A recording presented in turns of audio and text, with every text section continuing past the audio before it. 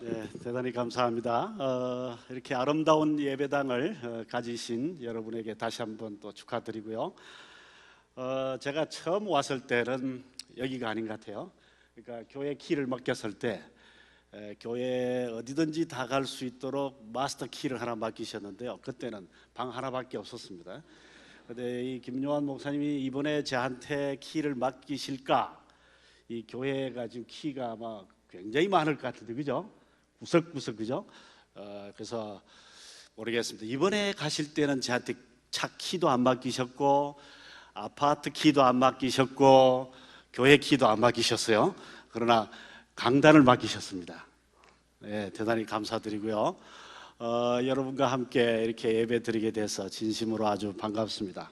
저는 주로 대학생 청년들하고 놀고 있습니다.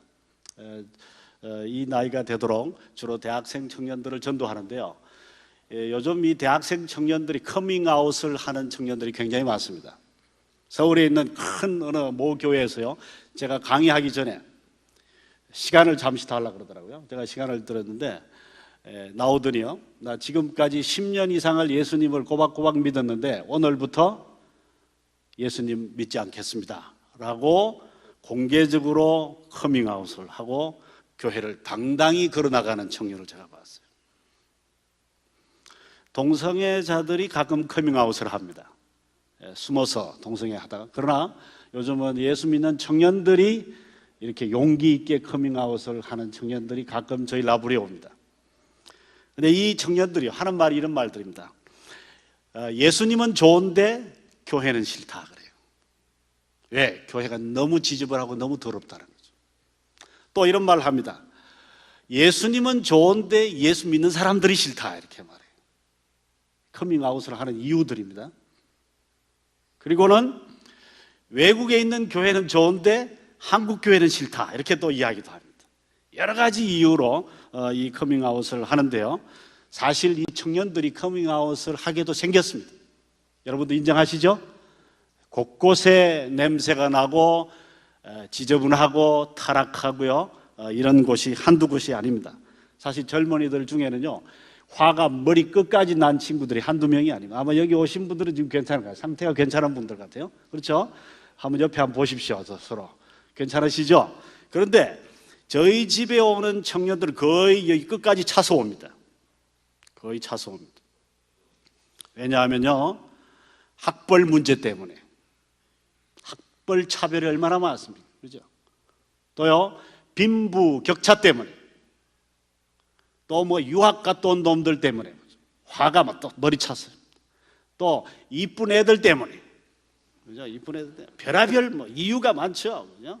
그 다음에 키가 작아서 화가 나고요, 뚱뚱해서 화가 나고요, 몸매가 안 받쳐줘서 화가 나고요, 온갖 문제 때문에 머리끝까지 찼습니다. 그래서요, 참다가 요즘은 커밍아웃을 그만두겠다는 거죠. 나는 교회도 안 가고 나는 회사도 그만두고 나는 내가 사귀던 모든 집단들과 나는 오늘부터 관계를 끊겠다. 이런 커밍아웃이 지금 굉장히 많습니다. 이런 걸 부추기는 학자들도 있습니다. 저희 라브리 도서관에서 가장 인기 있었던 책 중에 하나가 리차드 도킨스라는 사람이 쓴 만들어진 신이라는 책이었습니다. 여러분 혹시 봤습니까? 혹시 아직 안 읽어보았으면요, 가시다가 옷을 팔아가지고라도 그 책 한번 사서 보세요. 만들어진 신, 무서운 책입니다. 하나님은 조작됐다는 거죠. 이런 신은 빨리 버려라 이거죠. 그런 신이 없어도 우리는 행복하게 살 수 있고, 그런 신이 없어도 얼마든지 열정을 불태울 수 있는 인생을 살 수 있다. 그래서 이런 책들이 어떤 면에서요, 냉소주의를 부추기는 것 같습니다. 그 중에서도 가장 냉소적인 성경적 인물은 누굴까? 저는 생각해 봤을 때요, 솔로몬이 아닌가 생각합니다. 솔로몬. 이 솔로몬은 여러분이 아시다시피 전도서에서 이런 노래를 했습니다. 헛되고 헛되고 헛되도다. 모든 것이 다 헛되도다. 그죠? 모든 것이 다 헛되도다. 이런 노래를 했는데요, 요즘 젊은이들 커밍아웃 하는 애들은요, 이 전도서를 다르게 이야기합니다. 세상이 다 역같고 역같고 역같으니 모든 것이 다 뭐라고요? 제가 더 험악한 말을 하고 싶지만 제가 참습니다. 뭐 같다. 왜?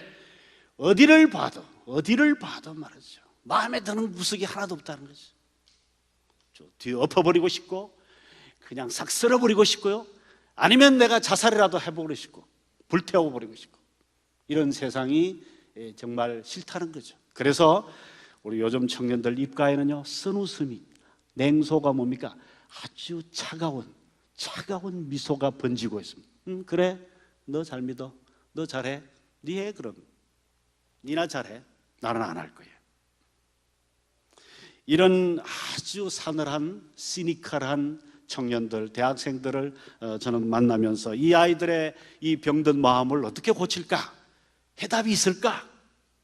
만약에 성경에 이런 문제에 대한 해답이 없다면 이게 하나님의 말씀인가? 이 말이죠. 그죠? 하나님의 말씀인가? 이게 만약에 진리라면 이 문제에 대한 대답이 있어야 될 거야 라고 공부를 하다가 솔로몬을 찾았는데요, 이 솔로몬은요, 이 시대에 커밍아웃을 하는 청년들보다 훨씬 더 냉소적이라는 걸 저는 발견했습니다. 그 중에 한 구절을 제가 보겠습니다. 여러분과 함께 전도서 9장을 한번 읽어볼까요? 여러분 오늘 순서지에 보면요, 제일 뒤에 그게 나와 있습니다. 여러분과 함께 다 같이 한번 읽어보겠습니다. 다 같이요. 어느 성경, 이게 좋겠죠? 예, 이게 아마 개역 성경 같은데요. 같이 한번 읽어보겠습니다. 시작.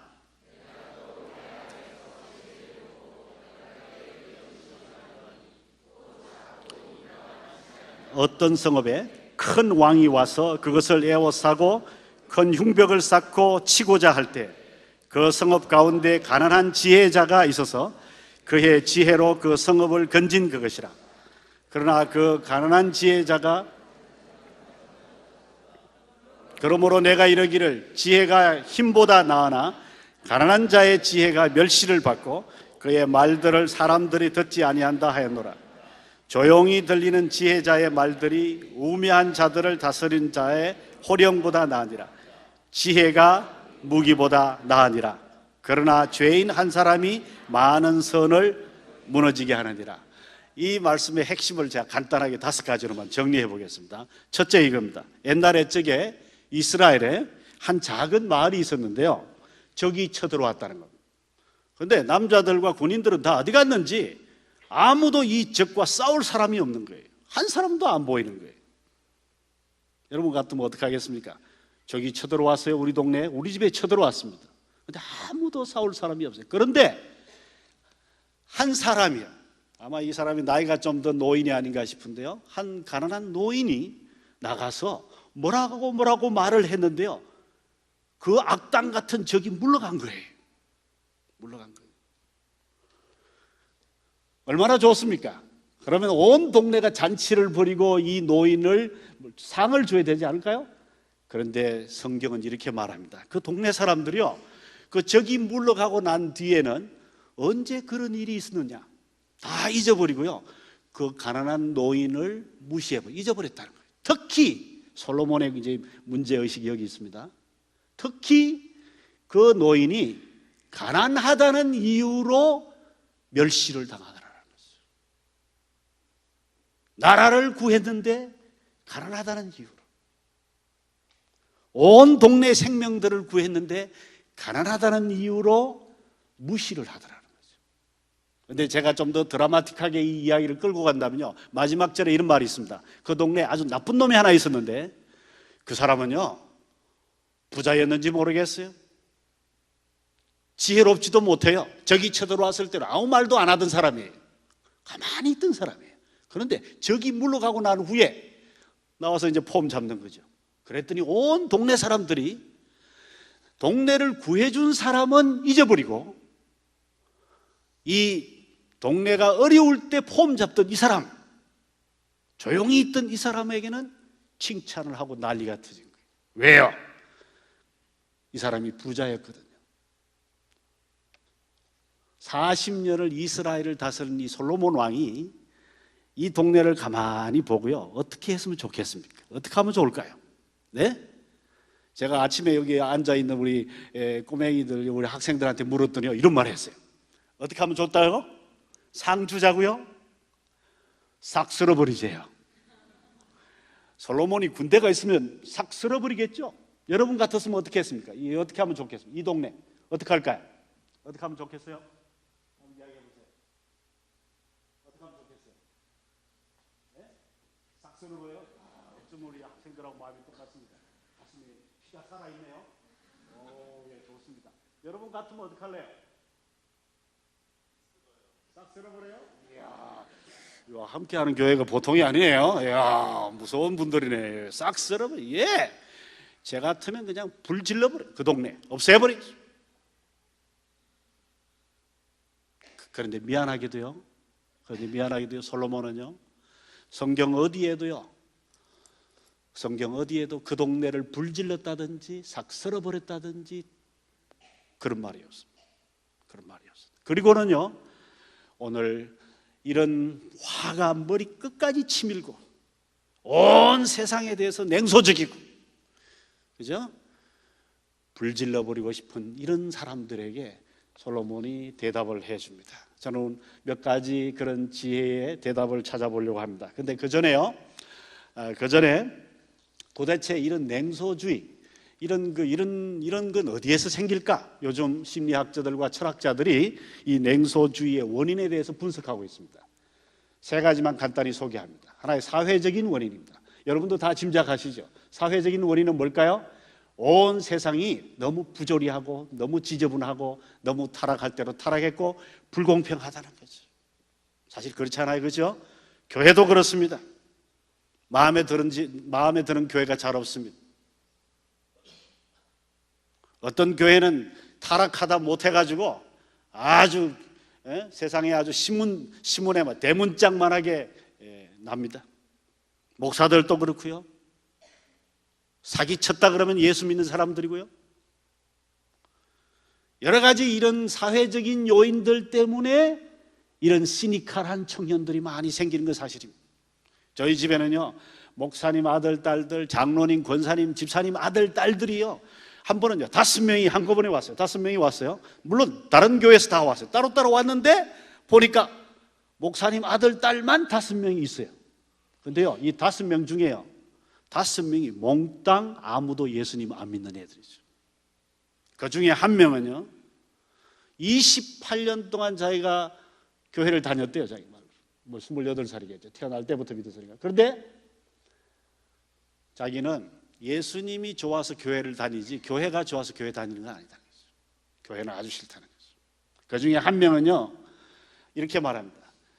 나이가 20살이 넘었는데 아버지가 화가 나면 몽둥이로 때리기 때문에 그 아버지가 믿는, 그 아버지가 설교하는 그 예수 나 믿기 싫다는 거죠. 이런 청년들 5명이 왔어요. 이런 청년들 5명. 저는 이런 청년들 수백 명을 만나면서 사회적으로 이 청년들이 화가 나게도 생겼다라는 걸 저는 인정합니다. 여러분도 인정하시죠? 인정하시죠. 세상이요, 얼마나 타락하고 지저분하고 더럽습니까? 역 같은 세상이라는 아이들의 말에 공감되지 않습니까? 그렇죠. 두 번째는요, 이 냉소주의의 친구들은 누군가 하면요, 이 심리학적인 원인들입니다. 심리학적인 원인들은 지금 학자들이 분석을 하고 있는데 그 중에 몇 가지 이론만 소개하겠습니다. 저희 미국 보스턴 라브리의 딕 카이즈라는 간사는 이렇게 말합니다. 냉소주의가 생기는 첫 번째 원인은 자기 방어 기제라는 거죠. 무슨 말인가 하면요, 시니컬해지고요, 비판적이 되고요, 분노가 속에서 끓고 있고요, 이 마음속에 싸늘한 웃음이 일어나는 건요, 어떤 면에서 자기를 지키려고 하는 아우성이라는 거예요. 왜? 이 아우성도 못하면 나가서 뭘 할까요? 불 질러버리든지 태워버리든지 싹 쓸어버리든지, 그럼 뭘 할까요? 자살을 하든지 뛰어내리든지. 뛰어내리기 전에, 싹 쓸어버리기 전에 마지막으로 하는 게 뭔가 하면요, 니나 잘해라, 너네 잘 먹고 살아라는 마음속에 싸늘한 이런 웃음, 냉소주의가 먼저 생긴다는 거죠. 그래서 어떤 면에서요, 셀프 프로텍션이라는 이 자기 방어 기제로서 냉소주의가 나오는 것, 아직 마지막이 아닙니다. 그래서 저는요, 아주 시니컬한 사람들 만났을 때 굉장히 반갑습니다. 왜? 아직 얘는 희망이 있기 때문에. 희망이 있기 때문에. 마지막이 아니에요. 아직 자기는 내면적으로 싸우고 있습니다. 그게 깨지면 그 다음에 마지막에 이제 그 다음 마지막 가는 거죠. 두 번째요, 이 심리학자들이 이렇게 말합니다. 그 속에는 자기만 아는 엘리트주의가 있다 그래요.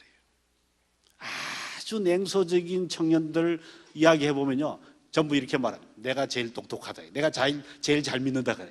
저 어른들 다 지금 거짓, 지금 다 엉터리다는 거예요. 지 혼자 깨끗하고 지 혼자 잘 믿고 지 혼자 제일 똑똑하다는 거예요.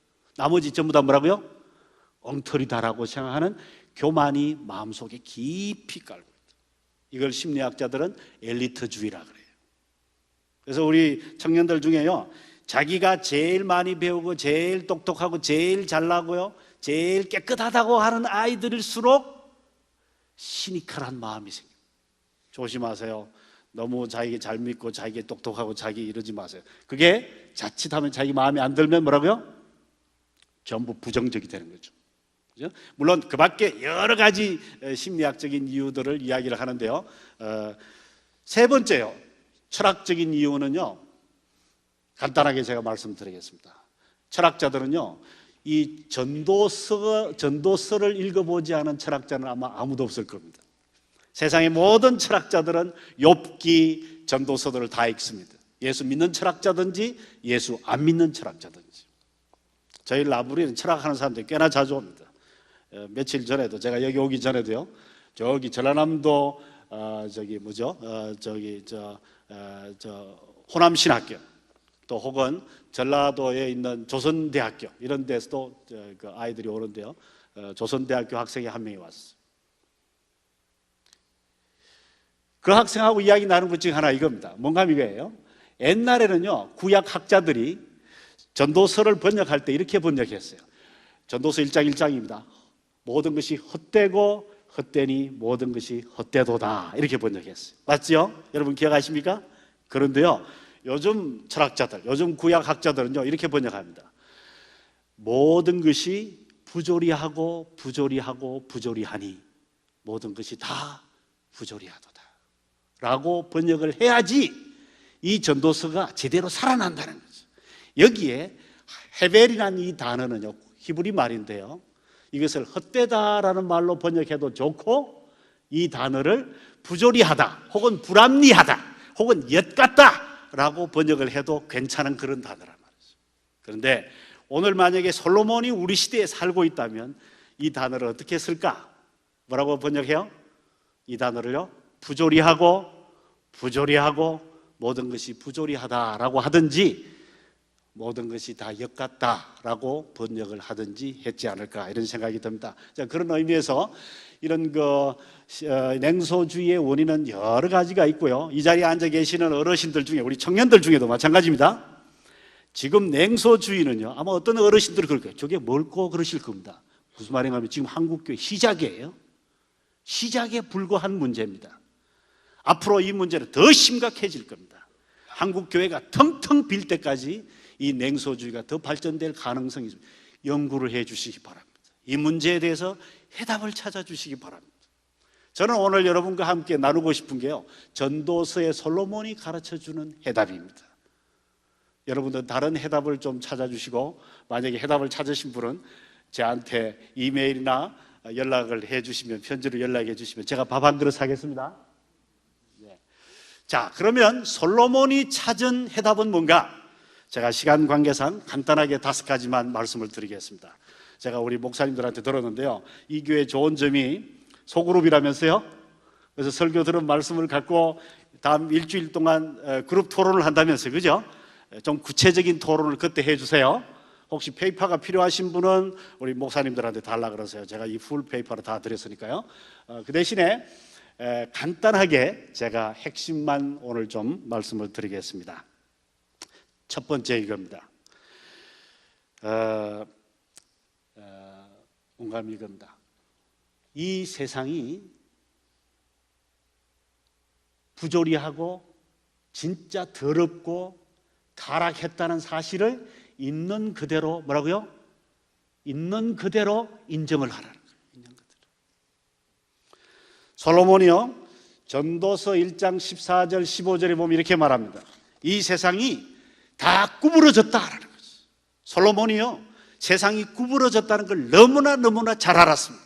그래서 솔로몬이 이렇게 말합니다. 네 힘으로는 이 구부러진 것을 펼 수가 없고 없는 것을 셀 수가 없지 않느냐. 그러나 하나님의 힘으로는 가능하다. 여기 무슨 말인가 하면요, 솔로몬은요, 이 세상이 구부러질 대로 구부러졌다는 걸 너무나 정확하게 보았다는 겁니다. 첫 번째 부탁드립니다. 냉소주의를 극복할 수 있는 첫 번째 비결은 뭔가 하면 이 세상이 타락하고 구부러지고요, 왜곡되어 있고 부조리하고 불합리하고 역같은 세상이라는 것을 우리가 뼈저리게 그대로 있는 그대로 받아들이자는 거죠. 있는 그대로. 이걸 빨리 제가 좀 적용을 해보겠습니다. 여러분이 우리 소그룹에서 적용하기를 바라지만요, 예를 들어서 있잖아요, 자기 몸매, 여러분 몸매, 자기 몸매 마음에 드세요? 마음에 드세요? 이런 분들이 마음에 안 드시면 누가 드나? 저는 제 몸이 마음에 하나도 안 들어요. 뭐 키는 작죠, 몸은 뚱뚱하죠, 그죠? 여름 되니까 더 더워. 그래서 제가 넥타이 안 메고 다닙니다. 만약에 제 같은 분이 있습니까? 자기의 몸매를 있는 그대로 받아들이라는 거죠. 있는 현실 그대로. 근데 이걸 뭐 자꾸 가리려고 그러거나 뭐 숨기려고 그러거나 너무 이걸 부정적으로 보지 말고 있는 현실을 있는 그대로 받아들이라는 거죠. 어떤 사람은요, 키가 작다고도 불평이에요. 작은 사람도 작은 대로 받아들이죠. 어떤 사람은 학벌이 마음에 안 드세요. 특히 우리 대학생 청년들 말이죠. 학벌도 자기의 실력을 있는 그대로 받아들이라는 거죠. 또 뭘 받아들여야 될까요? 우리 어른들요, 자기의 재산 상태, 자기의 건강 상태. 건강이 안 좋습니까? 그러면 내 아픈 상태 그대로 받아들이라는 거죠. 이 냉소주의에 빠진 청년들이 제일 문제가 뭔가 하면요, 자기가 병이 있는 줄 몰라요. 자기 현실을 안 받아들이려고 그래요. 너무 완벽적이고요, 또 너무 미래지향적이고요, 현실 있는 그대로를 받아들이지 않으려고 그래요. 제 부탁입니다. 자기의 실력, 자기의 몸매, 자기의 건강, 자기의 재력, 자기의 가정, 부부간의 지금 관계. 저는 대학생 청년들하고 평생 살았는데요, 자식들과 이야기 안 되는 부모들 굉장히 많으시죠. 또 우리 자녀들은요, 어른들하고 이야기가 안 돼요. 그 안 되는 현실을 있는 대로 그냥 인정하라는 거예요. 근데 우리는 너무너무 숨기고 살아요. 너무너무 자기 현실을 감추고 살아요. 너무너무 숨기고 살아요. 너무 감추고. 그러지 말고 뭐라고요? 있는 대로 나는 이렇습니다라고 인정을 하시는 게 제일 첫 번째로. 그래서 이 솔로몬 같으면요, 어떤 면에서 이 세상이 꼬부라졌다는 거예요. 저는요, 사실 이 꼬부라진 게 마음에 하나도 안 들어요. 제 안경을 보세요. 이 안경, 제가 안경 아침에도 이야기했지만요, 이 안경요, 저는 안경 사이에 혹시 누가 계시면 이게 좀 이렇게 좀 펴질 수 있도록 해주면 얼마나 좋을까요? 근데 꼭 꼬부러지게 이렇게 만들어 놨어요. 근데 이걸 제가 그럼 마음대로 막 펴버릴까요? 펴버리면 부러지죠. 그러니까 꼬부라진 이 상태를 그대로 받아들이고 사는 것이 제일 좋다는 거죠. 이것도 마음에 안 들어요. 이것도 왜 이렇게 꼬부라졌는지 모르겠어요. 그래서 제가 펴버릴까요? 다 부러집니다. 우리는요, 사실은 불질러버리고 깨버리고 부수고 싶고요, 날려버리고 싶고 이런 게 한두 가지가 아닙니다. 제발 부탁입니다. 있는 현실을 있는 그대로 그냥 인정하시고 그대로 받아들이세요. 예수님도요, 자기가 겟세마네 동산에서요, 아버지, 내가 이 잔을 마셔야 됩니까? 마시지 말아야 됩니까? 고민에 빠졌죠. 예수님이 뭐라고 그랬습니까? 만약 이것이 내가 이 잔을 마시는 게 죽음의 잔입니다, 십자가의 잔입니다, 이걸 마시는 게 내 하나님의 뜻이면 내가 그대로 하겠습니다. 그죠? 그리고 예수님이 그 십자가의 잔, 죽음의 잔을 예수님이 마신 것처럼 있는 현실, 하나님의 뜻을 그대로 받아들여요. 왜냐하면요, 두 번째 이렇게 이야기합니다. 이 꼬부라진 건요, 하나님이 뭐라 그런가 하면 내가 꼬부라뜨렸다 이렇게 말해요. 솔로몬이. 사실요, 우리 교회가 타락한 게 하나님이 이렇게 했습니까? 하지 않았어요. 내 건강이 이렇게 된 게 하나님이 그렇게 했습니까? 아니에요. 이 세상이 다 이 모양이 된 게 하나님이 이렇게 했습니까? 아니에요. 그런데요, 왜 하나님이 자기가 내가 꼬부라뜨렸다 이렇게 말하는가? 학자들이 이렇게 말합니다. 이 세상에 이 굽은 것들이 원인이 무엇인지를 밝히기가 힘들기 때문이다. 어떤 때는요, 이게 부모님 탓 같아요. 그런데 알고 보면요, 부모님도 어쩔 수 없이 그랬어요. 어떤 때는요, 이건 틀림없이 네 탓 같아요. 네가 잘못한 것 같아요. 그런데 알고 보면요, 걔도 무슨 사정이 있는 거예요. 그렇죠? 그래서 하나님이요, 이걸 누구 탓으로 돌리지 않고 하나님이 책임지시는. 그래서 이건 내가 꼬부라뜨렸다 이렇게 말해요. 그리고 내가 꼬부라뜨렸기 때문에 이것을 펼 수 있는 사람도 나밖에 없다 이렇게 말해요. 나밖에 없다. 그래서 두 번째 지혜입니다. 두 번째 지혜가 뭔가 하면 이겁니다. 두 번째 지혜가 뭔가 하면 이겁니다. 모든 걸 다 네가 다 고치려고 하지 말라는 거예요. 다 고치려고 제발 하지 말라는 거예요. 하지 말고 내가 할 수 있는 만큼만 하라는 거예요. 할 수 있는 만큼. 할 수 있는 만큼. 여러분, 젊은이들의 특징이 뭔가 하면요, 그냥 확 그냥 한꺼번에 돈 있으면 어떻게 해요? 돈만 있으면 나한테 돈만 돌려주세요. 어떻게 해요? 싹 고치겠습니다. 그러죠? 만약에 돈만 주면 아마 내일 싹 고칠 거예요. 어떤 사람이 이렇게 말합니다. 나한테 힘만 주세요. 권력만 주시면 제가 싹 고쳐놓겠습니다. 예, 힘하고 돈만 주면 온 세상이 난리가 나겠죠. 그죠? 솔로몬보다 돈 많고 힘 있는 사람 누구였을까요? 그렇죠? 솔로몬 세상의 가장 부자였습니다. 군대가 넘쳐났습니다. 그런데 솔로몬요, 그 힘과 돈으로요, 한꺼번에 다 고치려고 하지 않고 내가 할 수 있는 만큼만 했습니다. 할 수 있는 만큼. 제발 부탁입니다. 이 세상에요, 화끈하게 고치고 싶은 게 한두 가지겠습니까? 그러나 하나님은 우리들에게 그렇게 맡기지 않습니다. 네가 할 수 있는 만큼만 하라. 네가 할 수 있는 만큼만 고쳐라. 그래서 모든 걸 다 고치려고 하지 마세요.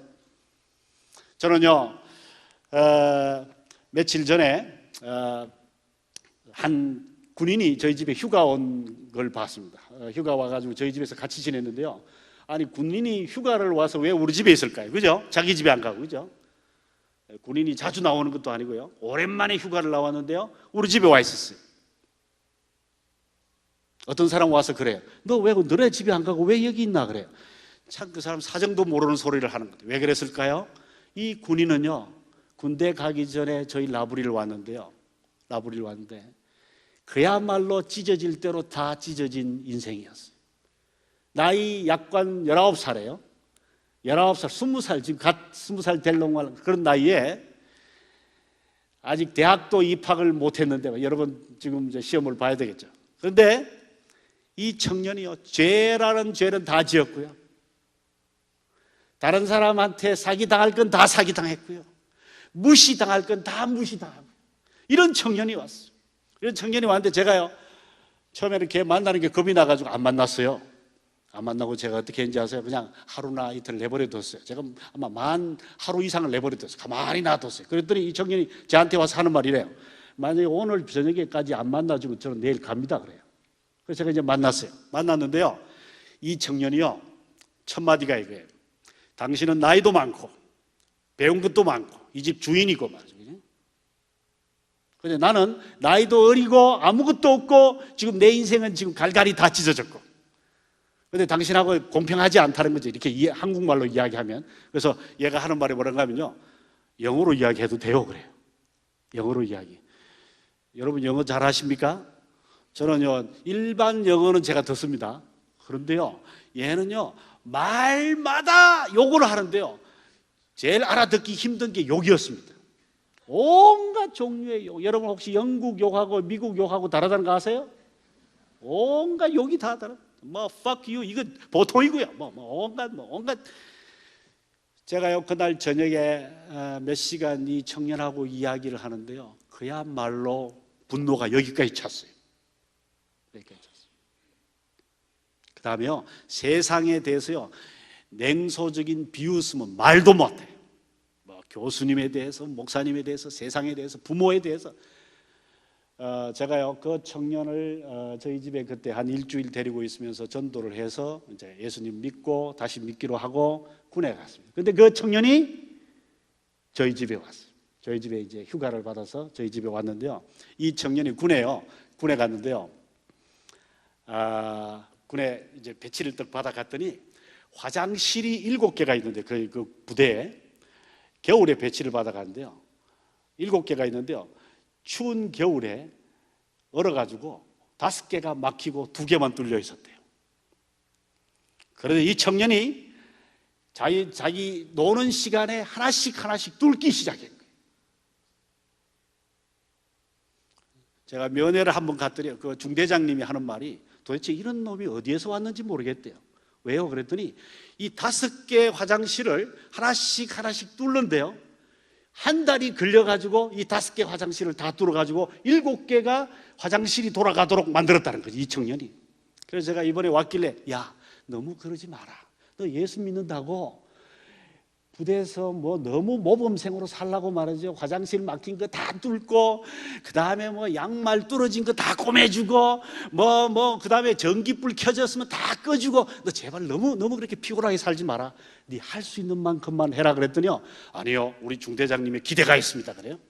근데 그 중대장님이 사실은 이 청년이 너무 고마워가지고, 너무 귀여워가지고, 원래 보직이 뭔가 운전병이에요. 근데 보직을 바꿔가지고 자기 옆에 갖다 놨어요. 행정병으로. 그래가지고 이 중대장님이 특별 사랑하는 아이예요. 특별 사랑하는 아이예요. 특별 사랑해 주니까 어때요? 더 잘하고 싶은 거지. 더 잘하고 싶은. 그래서 제가 그랬어요. 제발 그렇게 하지 마라. 이제는 화장실이 좀 막혀도 내버려둬. 그죠? 전기불 좀 많이 켜져 있어도 일일이 다니면서 다 끄지 마. 우리 교회도 그런 성도 계시죠? 나 좀 굉장히 감사하게 생각합니다. 찾아다니면서 모든 전기를 다 끄고요, 다 해줍니다. 예, 좋습니다. 근데 너무 그러지 않으셔도 돼요. 할 수 있는 만큼만 다 고치려고 하지 말고 뭐라고요? 할 수 있는 만큼. 혹시 여기 부부들 앉아 계시죠? 옆에 있는 부부의 습관, 말버릇, 행동, 음식 이런 거 다 마음에 드세요? 근데 마치요, 우리 결혼 생활 오래 하면 알죠? 어떻습니까? 마치 결혼한 목적이 아내의 나쁜 습관을 고치려고 결혼한 것처럼 다 고쳐주려고 그래요. 그러다가 막 엄청 싸웁니다. 어떤 아내는요, 남편의 못된 습관을 다 고치려고 하다가요, 부부싸움 얼마나 많이 하는지. 제발요. 우리는 결혼한 목적이요, 상대방을 다 뜯어 고치려고 결혼한 게 아니에요. 우리는 왜 결혼했죠? 사랑하기 위해서. 못난 거, 더러운 거, 모자라는 거, 그걸 사랑하기 위해서 결혼했습니다. 그렇죠? 그런데 우리는 모든 걸 다 뜯어 고치려고 그러면 해결이 되지 않습니다. 이게 두 번째 해결책입니다. 두 번째 해결책. 첫 번째는 뭐라 그랬죠? 있는 현실을 그대로 받아들여라. 두 번째는 뭐라고요? 다 고치려고 하지 말고 할 수 있는 만큼만 해라. 할 수 있는 만큼. 이게 솔로몬이 가르쳐주는 거예요. 누가 다 할 수 있다고요? 하나님은 다 할 수 있습니다. 하나님은 다 고칠 수 있지만 나는 다 고칠 수가 없어요. 나는 다 고치려고 하는 것 자체가 잘못된 거예요. 세 번째는 제가 좀 간단히 씁니다. 세 번째 뭔가 이겁니다. 세 번째 비결은 뭔가 하면요, 작은 것을 즐거워하라는 겁니다. 이 냉소주의자들이 빠져있는 함정이 뭔가 하면요, 한꺼번에 싹 고치고 싶은 거예요. 한꺼번에. 그런데요, 솔로몬은 오늘 뭐라 그런가 하면요, 한꺼번에 네가 고칠 수 없고, 만약에 그렇다면 어떻게 할 거냐? 자살할 거냐? 다 태울 거냐? 그럴 수 없을 바에는 어떻게 해요? 작은 걸 즐거워하는 비결을 배우라는 거예요.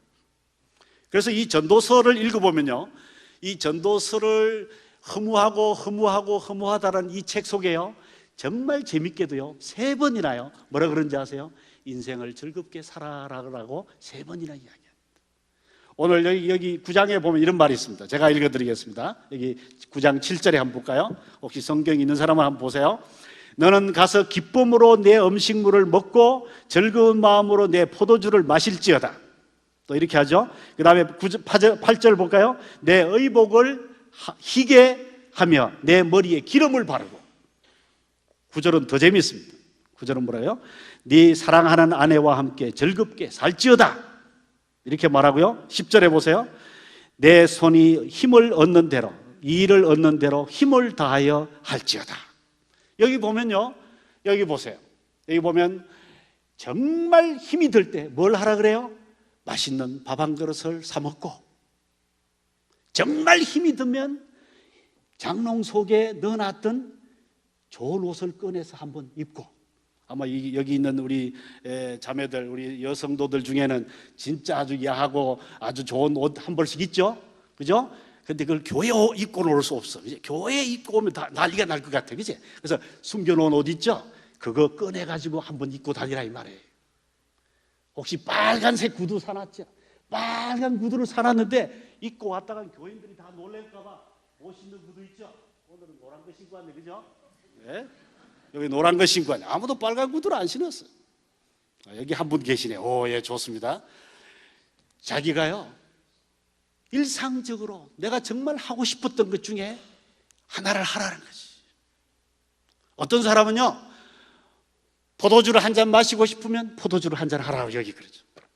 저는요, 솔직히 말해서요, 설악산 산속에 살면서요, 수많은 대학생 청년들에게요, 포도주를 많이 마셨습니다. 포도주 대접을 많이 했어요. 왜요? 야, 너 자살하기 전에 한 잔 해라 그랬어요. 야, 자살하는 것보다는 한 잔 하는 게 어떠냐? 그러면 한 잔 하고 자살 안 해요. 제가요, 또 여기 전도서가 솔로몬이 뭐라 그런지 아세요? 솔로몬이 뭐라 그런지 아세요? 아내가 있는 사람, 남편이 있는 사람은 그 남편과 아내 사이 즐기라 이거죠. 왜? 싸우고 이혼하고 마지막 단계를 가기 전에 둘이서 즐겁게 지낼 작은 걸 찾아, 접촉점을 찾아라는 거죠. 작은 접촉점. 아내에게서 좋은 점이 뭔지, 남편에게서 아름다운 점이 뭔지 그걸 찾아보라는 거죠. 찾아보라는 거죠. 사실요, 제 인생은 설악산에서 20년 동안 사실은 이런 세 번째 지혜가 제일 마음에 들었어요. 사실은 첫 번째요, 받아들이는 거 지할 몫이고, 그죠? 그다음 두 번째요, 고치는 것도 지할 몫이에요. 근데 세 번째는 제가 도와줄 게 많았습니다. 제가 도와줄 일상적인 즐거움, 그죠? 작은 즐거움을 찾는 것, 한탕을 찾지 말고 말이죠. 작은 걸 찾는 것. 저 부탁입니다. 마지막 커밍아웃을 하기 전에, 예수님을 버리기 전에, 혹은 세상을 불지르기 전에, 회사를 뛰쳐나오기 전에, 그죠? 부부간에 마지막 결단을 하기 전에 여러분이 해야 될 일이 뭘까요? 작은 아름다움이 뭔지를 찾아내시길 바랍니다. 저 사람의 매력이 뭘고, 저 사람의 아름다운 점이 뭔지를 찾아서 그걸 즐겨보시기를 바랍니다. 이게 솔로몬이 우리들에게 가르쳐주는 냉소주의를 극복하는 세 가지 지혜입니다. 물론 네 번째는 이런 겁니다. 네 할 일을 찾아서 조금 해라. 다섯 번째는 뭔가 하면요, 이 세상에서 가장 지혜로운 일이 뭐냐, 그 다섯 가지를 이야기하는 중에, 솔로몬이 여러 가지를 이야기하는 중에 다섯 가지만 제가 소개하겠습니다. 이런 겁니다. 하나님이 없는 공부는 아무리 해봤자 결국 허무하다 이거죠. 이런 걸 전도서가 이야기해 줍니다. 또 이렇게 말합니다. 하나님이 없는 유명 인사, 성공은 결국 슬픔만 가져온다. 이런 걸 이야기합니다. 하나님이 없는 쾌락은 결국 실망으로 끝난다. 하나님이 없는 영생은 불만족으로 끝나고, 하나님이 없는 종교는 공포로 끝나고, 하나님이 없는 지식은 결국 허무한 거다. 이런 게 전도서가 가르쳐주는 지혜입니다. 그래서 결론적으로 말씀을 드리면요, 솔로몬은 냉소주의를 극복하는 비결은 뭔가 하면요, 무기보다 강한 지혜를 가지는 거라고 합니다. 지혜. 그 지혜가 뭐냐? 예수님이 가지신 지혜입니다. 그 지혜가 뭐냐? 이겁니다. 하나님께 순응하는 겁니다. 하나님께 순응.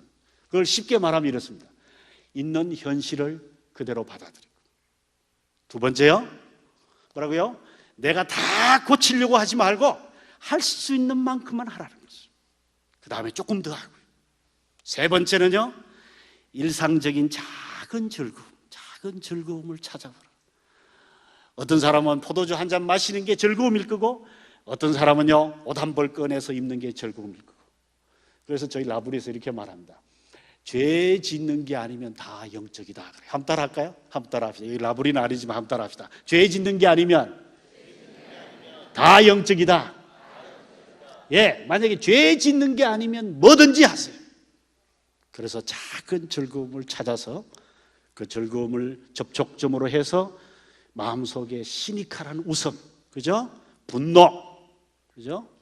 이것을 극복해 주시기를 간절히 바라고요. 앞으로 저는요, 이것이 우리는 시작에 불과하다고 봅니다.